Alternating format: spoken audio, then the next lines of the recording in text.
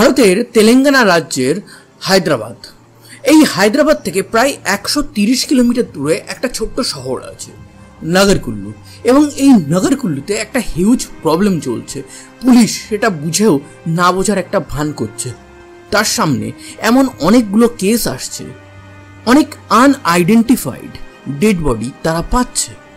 কিন্তু সেই ঘটনাতে যাওয়ার আগে আমি আপনাদেরকে কয়েকটা কোশ্চেন করব যে একটা ভালো বাবা, একটা ভালো সন্তান, একটা ভালো হাজবেন্ড, এই ব্যক্তি, এই রকম টাইপের কোনো ব্যক্তি কি সিরিয়াল কিলার হতে পারে? আপনার কি আইডিয়া? কমেন্ট বক্সে সেটা লিখবেন। কিন্তু আজকের যে ঘটনা আছে না, সেটা মানুষকে দেখার যে পার্সপেক্টিভ আছে সেটা টোটালি আপনার হয়তো চেঞ্জ করে দিতে পারে। তো ঘটনাটা কি ছিল? ঘটনাটা কিছুটা এরকম, যখন ভারতবর্ষে লকডাউন চলছে, মানে 2020 থেকে 2022-এর কথা বলছি, ইভেন 2023-এর কথাও আমি বলছি। সেই সময়ে এই যে নগরকুল্লু শহর আছে, এই শহরের আশেপাশে বেশ কিছু লাশ পাওয়া যেতে থাকে।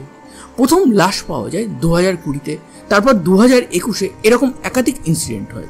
এবং প্রত্যেক ক্ষেত্রেই ময়না তদন্তে একটা জিনিস পুলিশ দেখতে পায় যে দুধের সাথে তাদেরকে বিষ মিশিয়ে দেওয়া হয়েছে। এবং এখানেই শেষ না, ওই যে লাশটা যেখানে যেখানে পাওয়া গেছে, প্রথম লাশ একটা জঙ্গলে পাওয়া গেছিল। সেই জঙ্গলে যখন লাশটা পাওয়া গেছে, তার পাশেই একটা ওই তন্ত্রমন্ত্র করার প্রক্রিয়া মতন চলছিল, সেটা দেখে পুলিশ মনে করে ভালো কথা। সেই কেসের কোনো রকম কোনো সলভ কিন্তু পুলিশ করতে পারেনি। এরপর 2022-এও এইরকম ঘটনা ঘটে, 2023-এও এইরকম ঘটনা ঘটে, 2020-তেও এইরকম ঘটনা ঘটে। এইভাবে পরপর প্রায় বলতে পারেন 7টা ঘটনা ঘটে, যেই ঘটনার কোনো সুরাহা এই নগরকুল্লু পুলিশ কিন্তু করতে পারেনি। কিন্তু এই ঘটনাগুলোর মধ্যে একটা ইম্পর্টেন্ট ঘটনা ছিল, যেখানে এক ফ্যামিলি থেকে 4 জন মেম্বার মারা যায়, অদ্ভুতভাবে মারা যায়। ব্যাপারটা কি? ব্যাপারটা এটা ছিল যে 2020 সালের ওই নভেম্বর কি ডিসেম্বর মাস হবে, পাশা বলে এক ব্যক্তি, তার অনেক জমি জমা ছিল, সে চাষবাস করতো, ভালো ফ্যামিলি ছিল, চাষবাসের সাথে সাথে তার একটা মুদিখানাও ছিল। তার ফ্যামিলিতে কোনো প্রবলেম ছিল না, তার মেয়ের সাথেও তার কোনো প্রবলেম ছিল না, সমস্ত কিছু একদম ঠিকঠাক ছিল। কিন্তু হঠাৎ করেই একদিন সকালবেলা তারই এক কাজিন, সে তাদের বাড়িতে যায় এবং বাড়িতে যাওয়া মাত্রই দেখে যে প্রথম ঘরে এই যে পাশা আছে তার লাশটা পড়ে আছে, তার পাশের ঘরে তার ওয়াইফের এবং তার পাশের ঘরে তার মেয়ের লাশ পড়ে আছে। এবং সেই ঘরে কোনো তন্ত্রমন্ত্রের একটা উপস্থাপনা চলছিল, সেই রকম দেখে তারা বুঝতে পারে। এবং এই জিনিসটা দেখা মাত্রই পুলিশ আসে। পুলিশ এসে সমস্ত কিছু রিপোর্ট করে, ময়না তদন্ত করে, এবং ময়না তদন্তে আবার একটা জিনিস সামনে চলে আসে যে এদের সবাইকে মারা হয়েছে দুধের মধ্যে বিষ মিশিয়ে। অদ্ভুত ব্যাপার। পুলিশ এত কিছুর পরেও আগের যে 7টা মৃত্যু হয়েছিল, যেগুলোর কোনো সুরাহা কিন্তু পুলিশ করতে পারেনি, যেখানে প্রত্যেকটা মৃত্যুতে বিষ প্রয়োগ করা হয়েছিল, তাও আবার দুধের সাথে, সেখানেও আবার তন্ত্রমন্ত্রের ব্যাপার আছে। এই যে ফ্যামিলির মৃত্যু হয়েছে, সেটার সাথে কোনো কিছু তারা ম্যাচিং করেনি। পুলিশ এখানে ভেবে নেয় যে এই গোটা ফ্যামিলি, তারা কোনো রকম কোনো ডিপ্রেশনে ছিল, কোনো প্রবলেমে ছিল, সেই প্রবলেমটা হয়তো পাড়া প্রতিবেশী জানতো না, সেই কারণে তারা নিজেদেরকে এন্ড করে দিয়েছে। তো এইটা ভেবে পুলিশ সেই তদন্তটাকে একটা জায়গায় স্টপ করে দেয়। কিন্তু পুলিশের ঘুম ভাঙে 12ই ডিসেম্বর 2023-এ। 12ই ডিসেম্বর 2023 এই তারিখে কি হয়েছিল? এই তারিখে একটা সৎ বাবা, একটা সৎ স্বামী, একটা ভালো সন্তান, সে এমন কিছু পুলিশের সামনে কনফেস করতে চলেছিল যেটা শুনে আপনারও পিলে চমকাবে, আমারও চমকেছিল, এবং তখন পুলিশেরও চমকেছিল। পুলিশ ভাবতেই পারছিল না, পাড়া প্রতিবেশী তারাও ভাবতেই পারছিল না যে এই ব্যক্তি এই জিনিসটা ঘটাতে পারে। কি ছিল সেই ঘটনা? সেই ঘটনা জানতে গেলে আমাদের প্রথমে জানতে হবে ভেঙ্কটেশের ব্যাপারে। Who is Venkatesh? ভেঙ্কটেশ হচ্ছে ছোটোখাটো ব্যবসায়ী, ছোটোখাটো জমিরও ডিলিং করে, তার অনেক কিছুর ব্যবসাও আছে, মোটামুটি তার ফ্যামিলি চলছে। তার বাড়ি এই যে নগরকুল্লু আছে, সেই নগরকুল্লুর থেকে 10 কিলোমিটার দূরে ছোট্ট একটা গ্রামে। এবার সেই 11ই ডিসেম্বর সেই বাড়ি থেকে বেরোনোর আগে তার ওয়াইফকে সে বলে আসে যে আমি একটা জায়গায় জমি কিনতে যাচ্ছি এবং আমার সাথে আমার 2টো বন্ধু যাচ্ছে। সেই বন্ধুদের নামও বলে, এবং সেই বন্ধু কিন্তু তার ওয়াইফের বেশ পরিচিতই ছিল। ভালো কথা। এবং সে এটাও বলে যায় যে আমি কিন্তু সন্ধ্যের মধ্যে বাড়ি ফিরে আসবো। এই কথাটা সকালে। এরপর সকাল গড়িয়ে দুপুর হয়, দুপুর গড়িয়ে সন্ধ্যা হয়, সন্ধ্যা গড়িয়ে প্রায় রাত হয়ে যায়। সেই সময় তার ওয়াইফ ভাবে যে আমার হাজবেন্ড আসছে না কেন। তার হাজবেন্ডের ফোনে যতবার ফোন করা হয় ততবারই কিন্তু এই জিনিসে সুইচ অফ করে। যখন মাঝরাত হয়ে যায় তখন তার ওয়াইফ দিশেহারা হয়ে যায়। সে ওই যে ভেঙ্কটেশ আছে সেই ভেঙ্কটেশের বন্ধুদের বাড়িতে যায়। বন্ধুদের বাড়িতে গিয়ে জিজ্ঞাসা করে যে আচ্ছা তোমার বন্ধু তোমাদের সাথে গেছিল, তোমরা তো বাড়িতে, তাহলে তোমার বন্ধু গেল কোথায়? এবং এই জিনিসটা শোনা মাত্রই তার বন্ধুরা আকাশ থেকে পড়ে, বলে যে ভেঙ্কটেশ আমাদেরকে বলেছিল যে সে একটা জায়গায় জমি কিনতে যাবে, আমাদেরকে নিয়ে যাবে, কিন্তু অদ্ভুতভাবে ভেঙ্কটেশ আজকে আমার সাথে কোনো কন্ট্যাক্টই করে। দুই বন্ধু সেম কথা বলে। এবার তার ওয়াইফ ভাবে যে কি করব, এবার কোন জায়গায় যাব। এইভাবে সকাল হয়ে যায়। সে যখন বাড়ি থেকে বেরোয়, মানে সে মানে কি ভেঙ্কটেশ যখন বাড়ি থেকে বেরোয় তখন তার ওয়াইফকে একটা নাম্বার দিয়ে যায়, বলে যে আমি এই ব্যক্তির কাছ থেকে জমিটা কিনছি, তুমি এই নাম্বারটা রাখো, কোনো প্রবলেম হলে বা আমার আসতে দেরি হলে, ইনকেস আমার বন্ধুদেরও যদি না পাও তাহলে এই ব্যক্তিকে ফোন করো। তার ওয়াইফ সেই ব্যক্তিকে ফোন করে সকালবেলা। ফোন করার পর সেই ব্যক্তি বলে যে হ্যাঁ কালকে এসছিল, কিন্তু আমাদের মধ্যে যে জমির ডিলিংটা আছে সেটা কালকে হয়নি। খানিকক্ষণ থাকার পর সে এখান থেকে বেরিয়ে যায়। তারপর আমার আর তার সাথে কোনো কন্ট্যাক্ট হয়নি। কিন্তু এই সমস্ত কিছু শুনে তার ওয়াইফের মোটেও মন ভরেনি। তার বারবার মনে হচ্ছে যেন কোথাও একটা ভুল আছে, কোথাও যেন একটা আমরা কিছু ভুল করছি। এরপর সে চলে যায় ওই ব্যক্তির বাড়িতে, বিকজ অ্যাড্রেসটাও সে দিয়ে গেছিল। এবার সেই ব্যক্তির বাড়িতে যখন যায়, সেই ব্যক্তির সাথে যখন কথা বলে, তার ওয়াইফের বারবার একটা ইনটিউশন কাজ করছিল। সেই ইনটিউশনটা কি, যে এই ব্যক্তি কোনো একটা কিছু লুকাচ্ছে আমার কাছে। কি লুকাচ্ছে তার ওয়াইফ সেই জিনিসটা কোনোভাবেই বুঝতে পারছে না। কিন্তু না, তার মনে একটা কুডাক ডাকছে। সে ভাবছে যে না, এইভাবে ওয়েট করলে চলবে না। একটা ব্যক্তি যে 24 ঘন্টা ধরে তার কোনো খোঁজখবর আমি পাচ্ছি না। ভেঙ্কটেশের ওয়াইফ তখন তার ওই দুই বন্ধুকে নিয়ে ওই নগরকুল্লুর থানায় চলে যায় এবং থানায় গিয়ে একটা এফআইআর এবং একটা মিসিং কমপ্লেন করে। এবার পুলিশ দেখে যে লাস্ট যে ব্যক্তি যার সাথে এই ভেঙ্কটেশ কথা বলেছিল সে হচ্ছে ওই ব্যক্তি যার কাছে তার ওয়াইফকে ছিল, এবং ভেঙ্কটেশ যার নাম্বারটা তার ওয়াইফকে দিয়ে এসেছিল সেই ব্যক্তি কে, তার নাম হচ্ছে সত্যনারায়ণ। এবার হু ইজ সত্যনারায়ণ? এই সত্যনারায়ণ পাড়ায় বেশ একটা ভালো মানুষ হিসেবে পরিচিত। সে প্রপার্টির ডিলিং করে, তার সাথে সাথে ছোটোখাটো হাতুড়ে যে ডাক্তারি হয় না, সেই হাতুড়ে ডাক্তারিও করে। তার সাথে সাথে তার একটা স্পেশাল শখ ছিল। সেই শখটাকে সে ট্রেজার হান্টিং, মানে ওই যে মাটির তলায় সম্পদ লুকিয়ে থাকে না, অনেক সময় অনেক রাজারা লুকিয়ে রেখেছে, সেইগুলো খুঁজে খুঁজে বার করা, এটা তার একটা হবি মতন ছিল এবং সেটাতে সে খুব নিমগ্ন ছিল। সে প্রচুর জায়গায় খোঁজাখুঁজি করতো এবং এইটা তার পাড়া প্রতিবেশী এবং এই যে নগরকুল্লুর প্রত্যেকটা শহরবাসী জানত। এবার পুলিশ দেখে যে এই যে সত্যনারায়ণ আছে তার সাথে ভেঙ্কটেশের লাস্ট কল হয়েছে, লাস্ট মিট হয়েছে। এইবার এই সত্যনারায়ণকে পুলিশ কোশ্চেন করে। প্রথমে তো সিম্পল নর্মাল কোশ্চেন করছিল। পুলিশরাও সত্যনারায়ণকে কম বেশি চেনে, তার কারণ অনেকবারই এই সত্যনারায়ণ এই পুলিশ স্টেশনে এসেছে। তার পিছনে দুটো কারণ আছে। প্রথম কারণ হচ্ছে অনেক সময় অনেক পুরনো কয়েন, অনেক চোরাই কয়েন এইসব পুলিশ পেলে এই সত্যনারায়ণকে মাঝে মাঝেই ডাকতো। তার কারণ এই ব্যাপারে তার বেশ ভালোই জ্ঞান ছিল, তার দ্বারা পুলিশ অনেকবার হেল্পও হয়েছে। এবার আর একটা যে কারণ আছে, সেই কারণটা শোনার পর আপনার একটু সন্দেহ হবে। আমি আগেই বলেছিলাম যে 2020 নভেম্বর ডিসেম্বর নাগাদ ওই নগরকুল্লুরই এক ফ্যামিলি ছিল, পাশা ফ্যামিলি। সেই ফ্যামিলির 3 জন ব্যক্তির অদ্ভুতভাবে রহস্যজনকভাবে মৃত্যু হয়।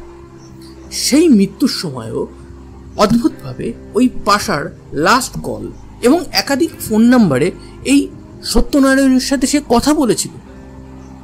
সেই সময় পুলিশ কিন্তু এই যে সত্যনারায়ণ আছে তাকে থানায় ডেকে জেনারেল কোশ্চেনিং করেছিল। সেই সময় তারা সমস্ত দিকটা দেখে সত্যনারায়ণকে একদম ছেড়ে দেয় যে না, ওই ব্যক্তি কিছু করেনি, জাস্ট একই শহরে থাকে, পরিচয় আছে, ব্যাস এইটুকুই ছিল। কিন্তু এইবার পুলিশ কোথাও যেন একটা সন্দেহের জাল বুনছে, পুলিশের কোথাও কিছু একটা মনে হচ্ছে। এবার পুলিশ না ভাবে যে সত্যনারায়ণকে এত নরম ঠান্ডা ভাবে কিছু জিজ্ঞাসা করলে চলবে না, তাকে একটু কড়াভাবে জিজ্ঞাসা করতে হবে। এই ঘটনাটা যেটা বলছি সেটা হচ্ছে 13ই ডিসেম্বর 2023। 13ই ডিসেম্বর পুরো দিনটা পুলিশ নানানবার এই সত্যনারায়ণকে নানানভাবে কোশ্চেনিং করতে থাকে, নানান জিনিস নিয়ে গুড়িয়ে পেঁচিয়ে কোশ্চেন করে, এবং করতে করতে একটা সময় পুলিশ তার আসল রূপে আসে। এবং পুলিশের যে আসল রূপটা আছে না, সেই রূপটা কম বেশি বেশিরভাগই কেউ পছন্দ করে না। হঠাৎই মানে পুলিশও এটা আইডিয়া করে না, সত্যনারায়ণ বলতে শুরু করে যে হ্যাঁ, ভেঙ্কটেশকে আমি মেরেছি। অ্যান্ড পুলিশ শক হয়ে যায়। তার কারণ এই যে সত্যনারায়ণ আছে, এই সত্যনারায়ণের যে রেপুটেশন আছে শহরে না, সেটা নিয়ে কখনো কেউ কল্পনা করতে পারে না এই ভেঙ্কটেশকে সে মারতে পারে। এইবার পুলিশ তাকে আরেকটু টনিক দেয়। টনিক দেওয়ার পর বলে যে আচ্ছা, তুমি ভালো করে বলো যে টোটাল ম্যাটারটা কি, কেন তুমি ভেঙ্কটেশকে মারলে? তুমি কি ভেঙ্কটেশকে আগে থেকে চিনতে? ভেঙ্কটেশের সাথে কি তোমার কোনো শত্রুতা ছিল? তোমার কি কোনো প্রবলেম ছিল? তোমার ওয়াইফের কি কোনো এক্সট্রা ম্যারিটাল অ্যাফেয়ার ছিল এই ভেঙ্কটেশের সাথে? সে বলে না, কিচ্ছু ছিল না। তাহলে ছিলটা কি? এইবার সত্যনারায়ণ যে ঘটনাটা বলবে এবং সেই ঘটনা থেকে আরও অনেকগুলো ঘটনা যেভাবে বেরোবে সেটা শুনে আপনিও চমকাবেন। ঘটনাটা সত্যনারায়ণ বলে যে এই ভেঙ্কটেশ আমাকে ওই চোখ দেখা চেনে, মানে মুখ দেখা চেনা যেটাকে বলা হয়, সেই চেনাতে সে জানতো যে আমি প্রপার্টিতে ডিলিং করি, আমি প্রপার্টি বেচি, প্রপার্টি কিনি, সমস্ত কিছুই করি। তো আজ থেকে প্রায় 1-1.5 মাস আগে হঠাৎই একদিন বাজারে এই ভেঙ্কটেশের সাথে আমার দেখা হয়ে যায়। সেই সময় ভেঙ্কটেশ আমাকে অ্যাপ্রোচ করে বলে যে আমি নগরকুল্লুর এই সাইডে একটা প্লট কিনতে চাই। এবার সত্যনারায়ণ বলে যে ঠিক আছে, আমি প্লট খুঁজবো। এবার সেখানে তার সাথে ভেঙ্কটেশের একটা বেশ ভালো মতন বন্ধুত্ব হয়ে যায়। এই যে সত্যনারায়ণ ছিল না, এই সত্যনারায়ণ সমস্ত বিষয়ে জ্ঞান রাখত।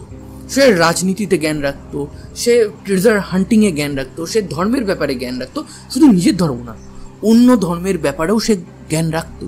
সে জ্যোতিষ শাস্ত্রে জ্ঞান রাখতো, সে ধ্যান, তন্ত্র, মন্ত্র সমস্ত কিছুতে জ্ঞান রাখতো। তার সাথে যেই কথা বলুক না কেন সে একদমই ইমপ্রেস হয়ে যেত তার জ্ঞান দেখে। ভেঙ্কটেশও এইভাবেই কিন্তু ইমপ্রেস হয়েছিল। এবার ভেঙ্কটেশের সাথে আস্তে আস্তে এই সত্যনারায়ণ দেখা সাক্ষাৎ বাড়াতে থাকে। বাড়াতে তার সাথে একটা বন্ধুত্ব হয়ে যায়। 1 থেকে 1.5 মাস পর হঠাৎই সত্যনারায়ণ একদিন এই ভেঙ্কটেশকে ফোন করে বলে যে তুমি মার্কেটে আসো, তোমার সাথে একটা এমার্জেন্সি কথা আছে, দেখা করতেই হবে। ভেঙ্কটেশ ছুটে আসে, যেভাবে হয়তো কোনো প্রপার্টি পেয়েছে বা অন্য কিছু পেয়েছে যেটা আমার দরকারি আছে বা ও কোনো প্রবলেমে আছে।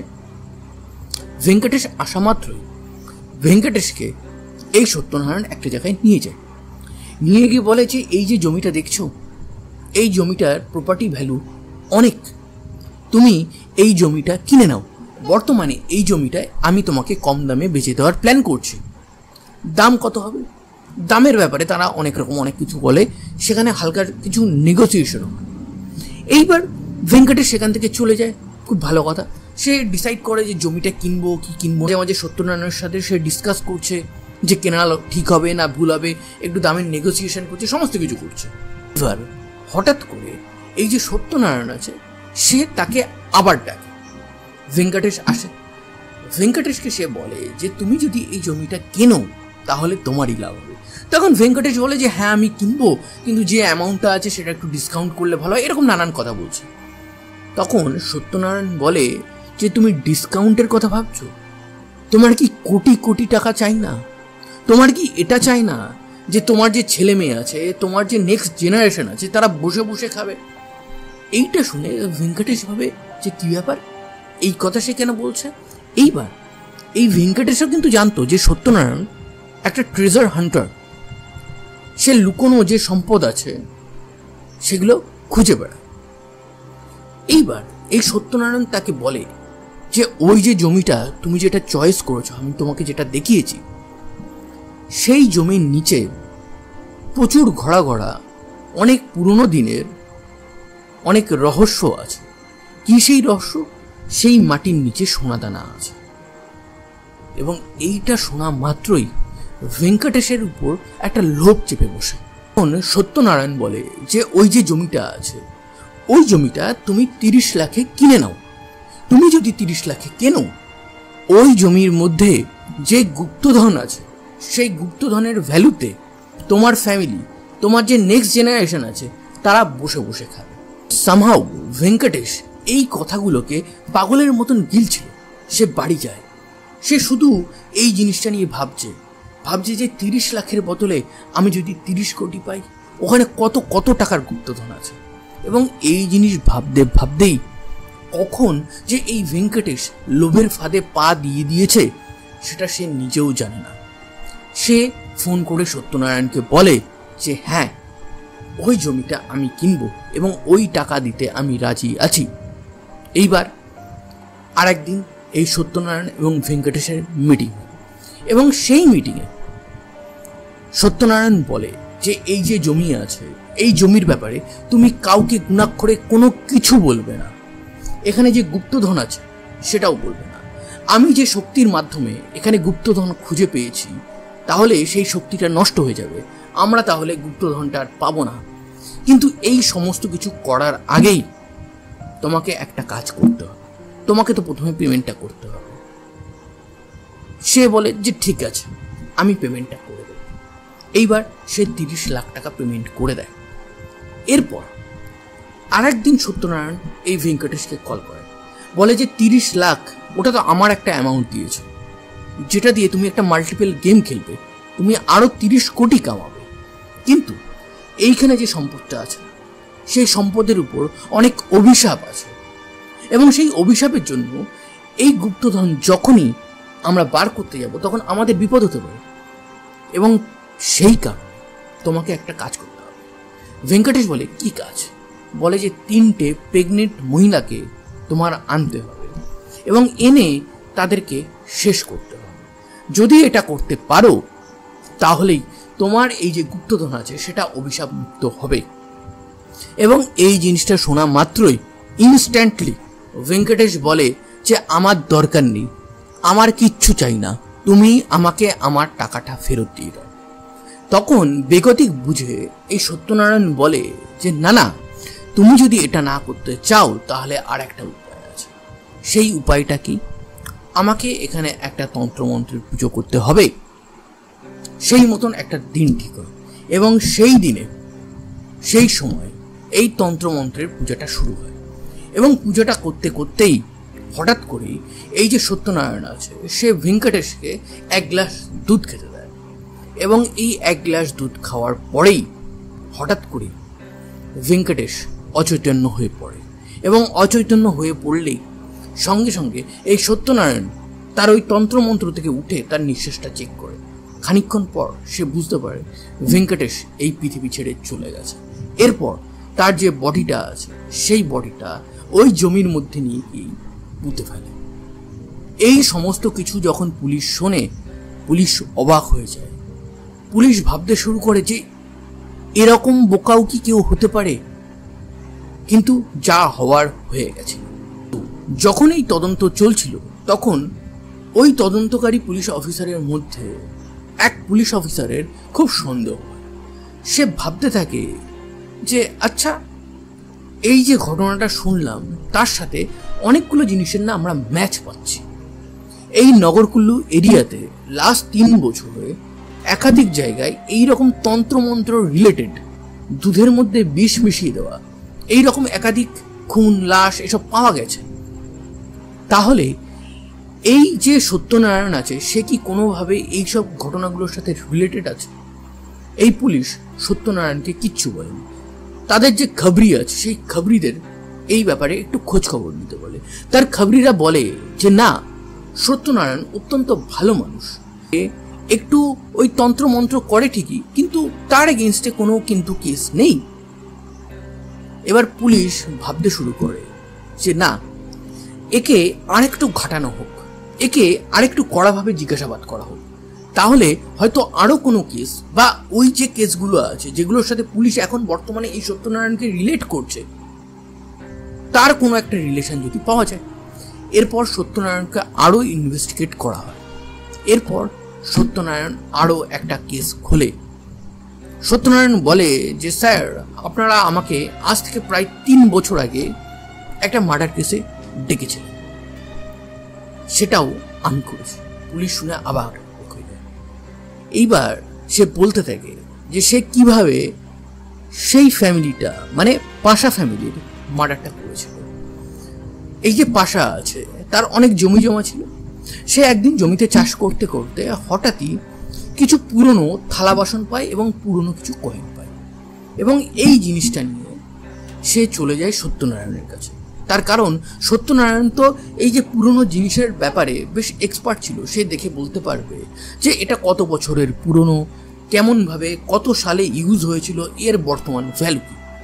সত্যনারায়ণ এই সমস্ত জিনিস দেখার পর পাশাকে বলে যে এগুলো খুবই ভ্যালুয়েবল, এবং আমি দিব্য বলে একটা জিনিস দেখেছি যে তোমার যে জমি আছে সেই জমির তলায় প্রচুর গুপ্তধন আছে, কিন্তু সেই গুপ্তধন পাওয়াটা এত সহজ না। সেই গুপ্তধনের উপর অভিশাপ লেগে আছে এবং সেই অভিশাপ কাটাতে হবে। আমার ফিস কত? আমার ফিস হচ্ছে 10 লাখ টাকা। তুমি 10 লাখ টাকা দেবে, আমি কিছু স্পেশাল রিচুয়ালস করব, তার ফলে ওই জমিটা অভিশাপ মুক্ত হবে, ওই গুপ্তধনটা অভিশাপ মুক্ত হবে। তাহলে তুমি ওই গুপ্তধন নিয়ে কোটি কোটি টাকা ইনকাম করতে পারবে। ভেঙ্কটেশের মতন এই পাশাও সেই লোভের মোহতে পড়ে যায়। মোহতে পড়ে সে সত্যনারায়ণকে বলে যে তুমি যেটা ভালো বোঝো সেটা করতে পারো। সত্যনারায়ণ এখানে পাশাকে বারবার ওয়ার্নিং দিয়েছিল, তুমি এই ব্যাপারে কাউকে বলবে না, এবং এই যে রিচুয়ালসটা হবে সেই রিচুয়ালসটা আমি তোমার বাড়িতে করব। তোমার যতগুলো ফ্যামিলি মেম্বার আছে তাদেরকে সেদিন বাড়ি থেকে বার করে দেবে। সেই রিচুয়ালসের দিন সত্যনারায়ণ যখন সেই বাড়িতে পৌঁছায়, যখন রিচুয়াল শুরু করে, হঠাৎই সে বুঝতে পারে ওই বাড়িতে পাশা ছাড়া তার ওয়াইফ এবং তার মেয়েও আছে। এবং এইটা দেখার পর সে ডিসাইড করে যে আমার 10 লাখ পাওয়া হয়ে গেছে। পাশাকে যদি আমি এখন কিছু না করি তাহলে আমাকে আমার 10 লাখ টাকা ফেরত দিতে হবে, সেইটা আমি ফেরত দেব না। এই কারণে এই গোটা ফ্যামিলিটিকে শেষ করতে হবে। এবং সেই রিচুয়ালসের পর সে প্রত্যেককে একটা গ্লাসে দুধ দেয় এবং দুধের মধ্যে বিষ মিশিয়ে দেয়। সেটা খাওয়ার পর পাশা এবং তার ফ্যামিলি সবার মৃত্যু হয়। এবং এই মৃত্যুটা পরের দিন এই পাশার এক কাজিন এসে দেখতে পায় এবং পুলিশকে জানায়। পুলিশ এই তদন্তটাকে প্রায় ক্লোজই করে দিয়েছিল, ভেবেছিল যে এই ফ্যামিলির হয়তো কোনো প্রবলেম ছিল, সেই কারণে এরা নিজেদেরকে এন্ড করেছে। কিন্তু সেই সময়ও পুলিশ কিন্তু এই সত্যনারায়ণকে একবার ডেকেছিল। কেন ডেকেছিল? তার কারণ যে লাস্ট কলটা পাশা করেছিল সেটা কিন্তু এই সত্যনারায়ণকেই করেছিল। সত্যনারায়ণের সাথে লাস্ট 2 মাস ধরে এই পাশা কিন্তু একাধিকবার কথা বলেছিল। সত্যনারায়ণের যেহেতু রেপুটেশন প্রচণ্ড ভালো ছিল, পুলিশ তাকে একটা প্রাইমারি কোশ্চেনিং করে ছেড়ে দেয়। এরপর কথা বলতে বলতে পুলিশ যখন বলে যে তুমি আর কি কি করেছো, তখন হঠাৎই আমতা আমতা করে সে বলে যে স্যার, লাস্ট 3 বছরে আমি এই সেম ওয়েতে সেমভাবে লোভ দেখিয়ে 11 জন মানুষকে হত্যা করেছি। এক ভেঙ্কটেশ আর পাশা ফ্যামিলিতে 3 জন, এই গেল 4 জন।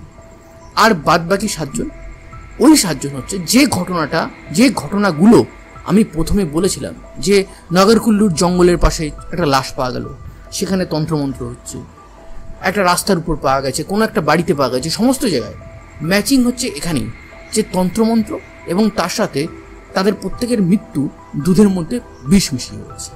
এরপর পুলিশ এই সমস্ত জিনিসকে, এই যে সত্যনারায়ণ আছে তাকে অন দ্য স্পট নিয়ে গিয়ে প্রত্যেকটা জিনিসকে আবার রিডেভেলপ করে, বিকজ কেসটা তো কোর্টে নিয়ে যেতে হবে, মুখে বললে তো চলবে না। প্রত্যেকটা জিনিস কিভাবে কি করেছিল সেই সমস্ত কিছু তারা আবার রিবিল্ড করে। এবার পুলিশ তাকে যখন জিজ্ঞাসা করে যে সত্যনারায়ণ তুমি এরকম কেন করলে, তুমি তো একটা রেপুটেটেড মানুষ, তখন সত্যনারায়ণ বলে যে স্যার দেখুন, আমার একটা প্রবলেম হয়ে গেছিলো যে আমি ট্রেজার হান্টিং করতে করতে যখন আমি কোথাও কোনো গুপ্তধন পেলাম না, তখন আমি একটু হতাশ হয়ে গেছিলাম। তখন আমি আমার এই হবিটাকে, আমার এই ইচ্ছাটাকে পয়সা বানানোর একটা পদ্ধতি বানিয়েছিলাম। এটা আমার একটা হ্যাবিট হয়ে গেছিলো, এবং এইটা শুনে যে একটা হ্যাবিটের জন্য, একটা হবির জন্য এতগুলো মানুষকে সে মেরে ফেলে, পুলিশ সত্যি অবাক হয়ে গেছিল। এই ঘটনা যখন এই নগরকুল্লুবাসী পুরোপুরি জানতে পারে, যখন তারা জানতে পারে যে এই সত্যনারায়ণ হচ্ছে একটা সিরিয়াল কিলার, তারা অ্যাকচুয়ালি বিশ্বাসই করতে পারছে। তারা মানে অবাক হয়ে গেছিল। এই যে সত্যনারায়ণের কেসটা আছে সেটা বর্তমানে কোর্টে আছে। কোর্ট যদি কোনো রায় দেয় সেই বিষয়ে আমি আপডেট হলে জানিয়ে দেব। আমার এই রকম real life, real true crime যদি দেখতে আপনাদের ভালো লাগে, ঘটনাগুলো শুনতে যদি আপনাদের ভালো লাগে, তাহলে আমার চ্যানেলটাকে সাবস্ক্রাইব করে দিন। আর আজকের ভিডিওটা ভালো লাগলে একটা লাইক করুন, একটা কমেন্ট করুন এবং বন্ধুদের গ্রুপে শেয়ার করে দিন। ধন্যবাদ, আবার দেখা হবে।